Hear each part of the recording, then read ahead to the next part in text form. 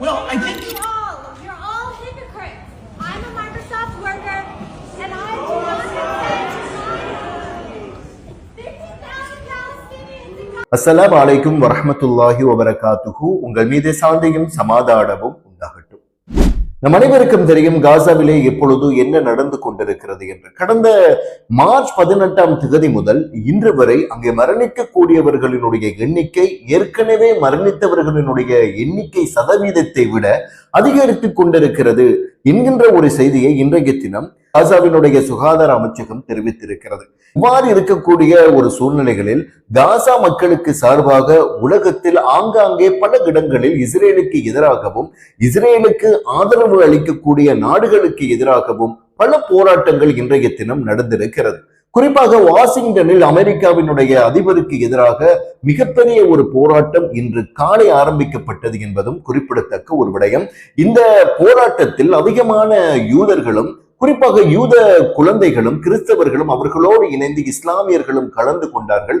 பல பதாதைகளை ஏந்தியவாறு இந்த போராட்டம் நடைபெற்றிருந்தது. குறிப்பாக என்னதான் போராட்டங்கள் நடைபெற்றிருந்தாலும் அவர்களுடைய காதுகளுக்கு இவ்வாறான போராட்டங்கள் எட்டாது என்பதுதான் யதார்த்தமான உண்மை. எப்போது இந்த போர் ஆரம்பிக்கப்பட்டதோ அன்று முதல் இவ்வாறான பல போராட்டங்கள் நடைபெற்றுக் கொண்டுதான் இருந்தது. ஆனால் இதுவரைக்கும் எந்த பிரயோஜனங்களும் இதற்கான முன்னெடுப்புகளும் அவர்கள் மேற்கொள்ளவில்லை என்பதுதான் உண்மையான ஒரு விடயம். மைக்ரோசாப்ட் நிறுவனத்திலே பணிபுரியக்கூடியவர்களோடு அங்கே இருக்கக்கூடிய உயர் அதிகாரிகள் ஒரு கலந்துரையாடலை ஏற்பாடு செய்திருந்தார்கள். இவ்வாறு இருக்கக்கூடிய ஒரு சூழ்நிலைகளில் அந்த மைக்ரோசாப்ட் நிறுவனத்தில் பணிபுரியக்கூடிய ஒரு பெண் திடீரென்று எழுந்து அங்கு இருக்கக்கூடிய உயர் அதிகாரிகளிடம் ஒரு கேள்வியை முன்வைத்திருந்தார். மைக்ரோசாப்ட் எதற்காக ஆரம்பிக்கப்பட்டதோ அந்த நோக்கத்தில் இருந்து இப்பொழுது விலகி சென்று விட்டது. நாங்கள் எங்களுடைய தொழில்நுட்பத்தை மனிதர்களை கொல்லக்கூடியவர்களிடம் கொடுத்து வைத்திருக்கிறோம். இன்று பாலஸ்தீன மக்கள் கொடூரமாக கொல்லப்பட்டு கொண்டிருக்கிறார்கள்.